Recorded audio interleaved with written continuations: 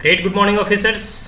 मैं सुमित कुमार सिंह आप तमाम यूपीएससी एस्पेरेंट्स या अन्य कोई कम्पिटिटिव एग्जामिनेशन की तैयारी कर रहे विद्यार्थियों का इस मगधपुत्र ड्रीम आईएएस यूट्यूब चैनल में अभिनंदन करता हूं। माय डियर फ्रेंड्स, आज हम यूपीएससी सिविल सर्विसेज 2021 के ऑफिशियल नोटिफिकेशन के माध्यम से हम लोग जो है जीएस पेपर 2 GS2 का जो है हम लोग सिलेबस देखेंगे और सिलेबस जानने का प्रयास करेंगे। A to Z जितने भी पॉइंट्स हैं उसे हम लोग उसका विश्लेषण करके एनालिसिस करके पूरा डिटेल्ड सिलेबस जानेंगे। देखिए यह प्रश्न पत्र तीसरा इसलिए है क्योंकि पहला पेपर निबंध का होता है, दूसरा पेपर GS1 का होता है, यह प्रश्न पत्र तीसरा है। लेकिन सामान्य अध्ययन प्रश्न पत्र यह दूसरा, मतलब GS जनरल स्टडीज पेपर 2 है। यह GS के 4 पेपर होते हैं। पेपर 1 का ऑलरेडी सिलेबस हम लोगों ने देख लिया है। अगर अभी तक आप हमारे चैनल पे पहली बार आए हैं तो पहले GS1 का सिलेबस देखें, फिर GS2 का। तो GS2 में अगर एक शब्द में अगर इसको मतलब हम वर्णन करें कि भाई किस चीज़ से प्रश्न पूछे जाते हैं या इसके सिलेबस क्या है, तो इसे आप कह सकते हैं कि भाई पॉलिटिकल साइंस, राजनीति शास्त्र से प्रश्न पूछे जाते हैं GS2 में। और अगर हम एक लाइन में इसको विवरण दें तो शासन व्यवस्था, संविधान शासन प्रणाली, सामाजिक न्याय तथा अंतर्राष्ट्रीय संबंध, जो शासन व्यवस्था है, भारतीय शासन व्यवस्था, उससे संबंधित प्रश्न पूछे जाते हैं। फिर जो हमारा कॉन्स्टिट्यूशन है, जो हमारी संविधान है, उसके डिफरेंट जो पॉलिसीज हैं, रूल्स एंड रेगुलेशन है, उनसे संबंधित प्रश्न पूछे जाते हैं। फिर सोशल जस्टिस, सामाजिक न्याय से संबंधित प्रश्न पूछे जाते हैं। और अंतर्राष्ट्रीय संबंध, इंटरनेशनल रिलेशन। तो एक लाइन में शासन व्यवस्था, संविधान शासन प्रणाली, सामाजिक न्याय तथा अंतर्राष्ट्रीय संबंध से प्रश्न पूछे जाते हैं GS2 में, सामान्य अध्ययन पेपर 2 में। आगे है भारतीय संविधान। अब पॉइंट वाइज हम लोग डिस्कस करते जाएंगे। भारतीय संविधान ऐतिहासिक आधार, विकास, विशेषताएं, संशोधन, महत्वपूर्ण प्रावधान और बुनियादी संरचना। जो भारतीय संविधान है यह किस प्रकार से इवॉल्व हुआ, जैसे अंग्रेज के ज़माने से ही जो है धीरे धीरे एक्ट आए, उस प्रकार से भारत का जो संविधान है वह इवॉल्व होते गए और बाद में 1935 एक्ट जो है एक मिनी कॉन्स्टिट्यूशन भी इसे कहते हैं।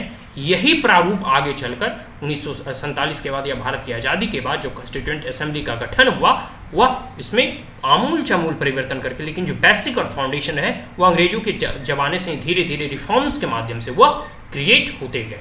ठीक है जी। तो संविधान का जो ऐतिहासिक आधार है, फिर किस प्रकार से यह इवॉल्व किया, यह विकास इसका किस प्रकार से हुआ, फिर इसके इंपॉर्टेंट फीचर्स क्या क्या हैं, मतलब इनकी विशेषताएं क्या क्या हैं, इनमें क्या क्या अमेंडमेंट्स किए गए और आज भी, इसलिए संविधान को, कॉन्स्टिट्यूशन, भारतीय संविधान को लिविंग डॉक्यूमेंट कहा जाता है। इसमें आज भी अमेंडमेंट्स होते हैं, जैसे जैसे टेक्नोलॉजी, समय और विश्व का, और कह सकते हैं कि जियोपॉलिटिक्स चेंज होते रहता है, ठीक उसी प्रकार भारत के लोग भी अपने संविधान को बदलते रहते हैं, उसमें नए नए संशोधन करते रहते हैं। ठीक है जी।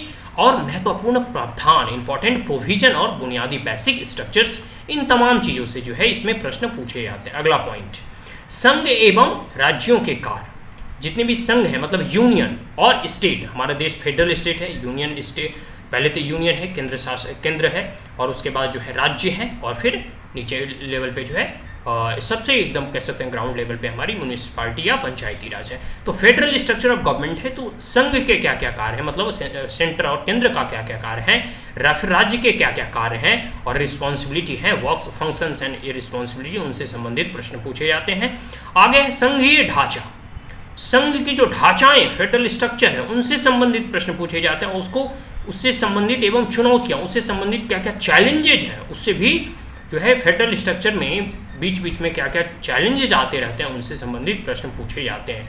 फिर है आगे स्थानीय स्तर पर शक्तियों और वित्त का हस्तांतरण और उसकी चुनौतियाँ, और जो फिनेंशियली जो कह सकते हैं कि एक दूसरे में, मतलब सेंटर टू स्टेट और स्टेट टू म्यूनिसिपैलिटी और लोकल बॉडीज, जो फिनेंशियली कह सकते हैं कि वित्तीय स्तर पर जो उसका मनी का जो है डिसेंट्रलाइजेशन किया जाता है, उसमें क्या क्या संबंधित उससे चुनौतियाँ हैं, और सभी अपने स्तर पर क्या क्या सभी को शक्तियां जो है वह बांटा गया है।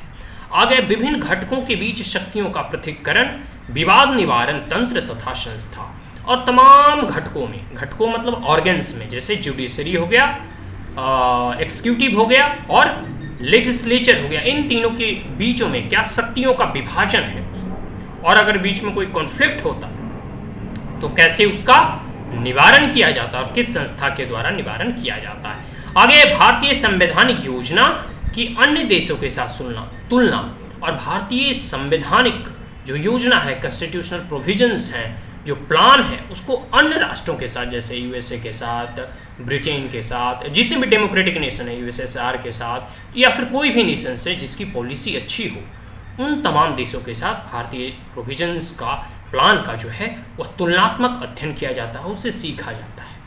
आगे है संसद और राज्य विधायिका, पार्लियामेंट और स्टेट लेजिस्लेचर, संरचना स्ट्रक्चर, फंक्शंस कार्य और कार्य संचालन, शक्तियां, विशेषाधिकार और इनमें से उत्पन्न होने वाले विषय। जो हमारा पार्लियामेंट है और स्टेट लेजिस्लेटिव असेंबली है, उसकी क्या क्या संरचनाएं हैं, उसके क्या क्या कार्य हैं, फंक्शंस हैं, फिर क्या क्या पावर्स है और प्रिविलेजेस हैं, उन तमाम चीज़ों से संबंधित प्रश्न पूछे जाते हैं। आगे है कार्यपालिका और न्यायपालिका की संरचना, मतलब जो हमारी कार्यपालिका है, एक्सिक्यूटिव बॉडी है, और जुडिशरी है, इसकी क्या क्या संरचना है, इसके क्या क्या स्ट्रक्चर्स हैं, इसके ऑर्गेनाइजेशन कैसा है और इसके फंक्शंस क्या क्या है, इसके कौन कौन से कार्य करते हैं, सरकार के मंत्रालय एवं विभाग, प्रवाहक समूह और औपचारिक अनौपचारिक संघ तथा शासन प्रणाली में उनकी भूमिका, और सरकार की जो मिनिस्ट्रीज हैं जैसे चाइल्ड लेबर मिनिस्ट्री हो गया, women and child welfare ministry हो गया, हेल्थ मिनिस्ट्री हो गया, एजुकेशन मिनिस्ट्री हो गया, होम मिनिस्ट्री हो गया, जितने भी मंत्रालय हैं उसके प्रमुख जो डिपार्टमेंट्स हैं, उसके प्रभावक समूह जो हैं, ठीक है जी, और तो और जो है कह सकते हैं कि उनके क्या क्या कार्य हैं, इन तमाम चीज़ों से संबंधित प्रश्न पूछे जाते हैं। आगे है जन प्रतिनिधित्व, जन प्रतिनिधित्व अधिनियम की मुख्य विशेषताएं, ठीक है जी, पीपुल्स रिप्रेजेंटेशन एक्ट जो है इसकी प्रमुख फीचर्स। आगे विभिन्न संवैधानिक पदों पर नियुक्ति और बहुत सारे जो संवैधानिक पद हैं, जैसे चीफ जस्टिस ऑफ इंडिया एक संवैधानिक पद है, इलेक्शन कमीशन जो चीफ कमिश्नर होते हैं, जो इलेक्शन कमिश्नर होते हैं, जो पूरे के पूरे भारत के चीफ इलेक्शन कमिश्नर उनकी नियुक्ति हो गई, सॉलिसिटर जनरल हो गया, एडिटर सॉलिसिटर जनरल हो गया, और जो विभिन्न इंपॉर्टेंट ऐसे पद हैं उन पर नियुक्ति कैसे की जाती है, विभिन्न संवैधानिक निकायों की शक्तियाँ, और जो डिफरेंट संवैधानिक निकायों हैं उनके शक्तियाँ, पावर्स, उनके कार्य और उनकी रिस्पॉन्सिबिलिटी, उत्तरदायित्व। आगे है संवाद संविधिकी विनियामक और विभिन्न अर्ध न्यायिक नियामक, जो सेमी ट्रिब्यूनल्स वगैरह होते हैं, इन तमाम चीज़ों से संबंधित प्रश्न पूछे जाते हैं। आगे है सरकारी नीतियाँ, गवर्नमेंट पॉलिसीज़, गवर्नमेंट के डिफरेंट पॉलिसीज और स्कीम जो लॉन्च होती है उनसे संबंधित प्रश्न पूछे जाते हैं। इसलिए जितने भी यूपीएससी एस्पिरेंट्स हैं, अगर सरकार कोई भी स्कीम लॉन्च करे तो उसको जरूर मेंशन डाउन करें और एक क्रोनोलॉजी में लिखें, because they may be asked in the prelims as well as in mains, ठीक है जी, वो मुख्य परीक्षा में भी पूछे जाते हैं और प्रारंभिक परीक्षा में। आगे विभिन्न क्षेत्रों में विकास और डिफरेंट रीजन में क्या क्या डेवलपमेंट हो रहे हैं के लिए हस्तक्षेप और उनके अभिकल्पन तथा कार्यान्वयन के कारण उत्पन्न विषय।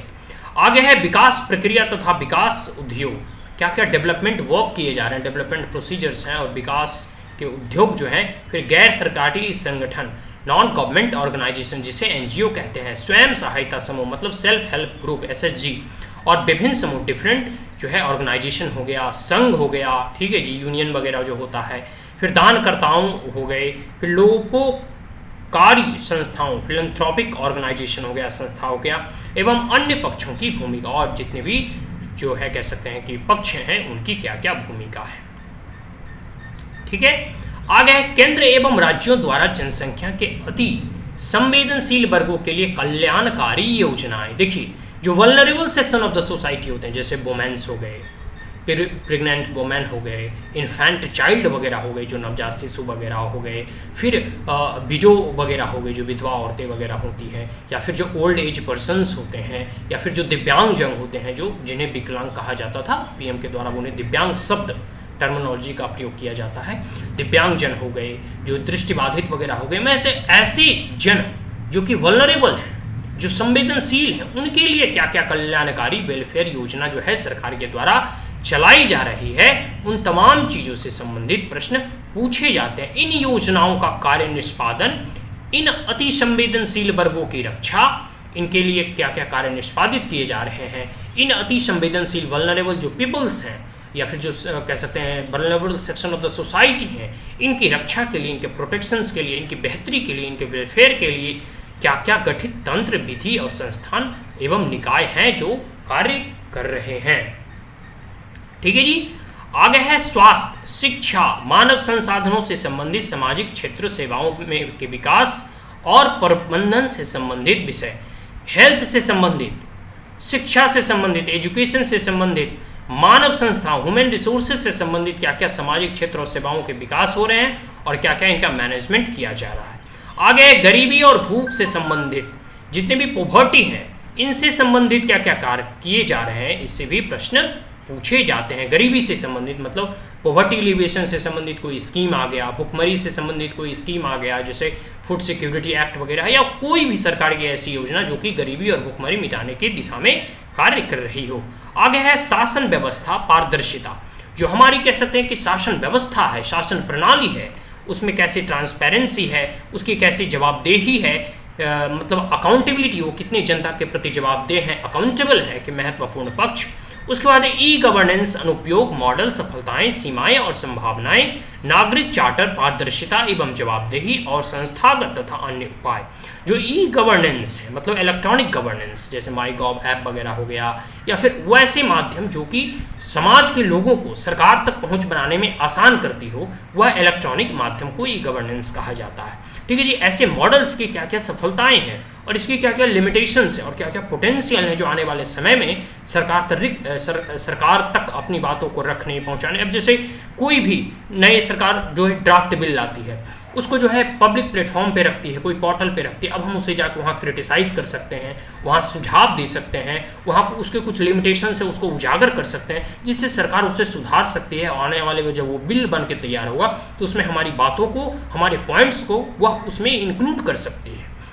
तो इसे ई गवर्नेंस का फायदा हुआ। इसके क्या क्या सीमाएं हैं, लिमिटेशंस हैं, फिर इसके क्या क्या पोटेंशियल है, फिर जो सिटीजन चार्टर्स हैं, नागरिक चार्टर उसमें है, फिर पारदर्शिता एवं जवाबदेही मतलब ट्रांसपेरेंसी एंड अकाउंटेबिलिटी और संस्थागत तथा अन्य उपाय, और जो कह सकते हैं कि एक ऑर्गेनाइजेशन बेस्ड जो है क्या क्या उपाय हैं, क्या क्या कह सकते हैं इसको सॉल्यूशन है, उन तमाम चीज़ों से प्रश्न पूछे जाते हैं। आगे है लोकतंत्र में सिविल सेवाओं की भूमिका। जो सिविल सर्वेंट होते हैं उसको लोकतंत्र की बहाली में या लोकतांत्रिक ऐसे देश में सिविल सर्वेंट की क्या क्या भूमिका है। भारत एवं इसके पड़ोसी संबंध और जो इंडिया है और इसके नेबरहुड जो रिलेशन है, इससे संबंधित प्रश्न पूछे जाते हैं। आगे है द्विपक्षीय, क्षेत्रीय और वैश्विक समूह मतलब बायलैटरल और रीजनल ऑर्गेनाइजेशन और वैश्विक इंटरनेशनल ऑर्गेनाइजेशन। जैसे द्विपक्षीय में हो गया इंडिया और नेपाल का रिश्ता, यह द्विपक्षीय हो गया। लेकिन क्षेत्रीय ऑर्गेनाइजेशन हो गया जैसे सार्क है, ये एक रीजन का ऑर्गेनाइजेशन है। आगे है वैश्विक समूह जैसे IMF हो गया, वर्ल्ड बैंक हो गया, WTO वर्ल्ड ट्रेड ऑर्गेनाइजेशन हो गया, फिर UN हो गया, यह वैश्विक समूह है। और भारत से संबंधित, भारत से उस तमाम जो है संगठन और समूहों से क्या संबंध है तथा भारत के हितों को वह किस प्रकार प्रभावित करने वाले करार, वैसे कौन से ऐसे कह सकते हैं कि एग्रीमेंट होते हैं, बायलैटरल जो है एग्रीमेंट वगैरह साइन किए जाते हैं, उससे भारत के इंटरेस्ट को वह किस प्रकार से प्रभावित करता है। आगे है भारत के हितों, भारत के परिदृश्य एवं परिप्रेक्ष्य तथा विकासशील देशों की नीतियां तथा राजनीति का प्रभाव और महत्वपूर्ण अंतर्राष्ट्रीय संस्थाएं और मंच, उनकी संरचना और अधिदेश। जैसे है डेवलपिंग कंट्री और डेवलप्ड कंट्री का क्या भारत के राजनीति पे प्रभाव पड़ता है। उसके बाद है जितने भी अंतर्राष्ट्रीय संस्थाएं हैं जैसे वर्ल्ड ट्रेड ऑर्गेनाइजेशन हो गया, IMF हो गया, इसके क्या क्या किस प्रकार का इसका स्ट्रक्चर है, किस प्रकार का यह प्लेटफॉर्म है। ठीक है जी, जैसे G20 हो गया, G7 हो गया, इन तमाम जैसे ब्रिक्स नेशंस वगैरह का जो ऑर्गेनाइजेशन है, इन तमाम जो ऑर्गेनाइजेशन अंतर्राष्ट्रीय संस्थान, फिर उसके मंच वगैरह, उनकी संरचना, उसका ऑर्गेनाइजेशन क्या है, उसका अधिदेश क्या है, इन तमाम चीज़ों से प्रश्न पूछे जाते हैं।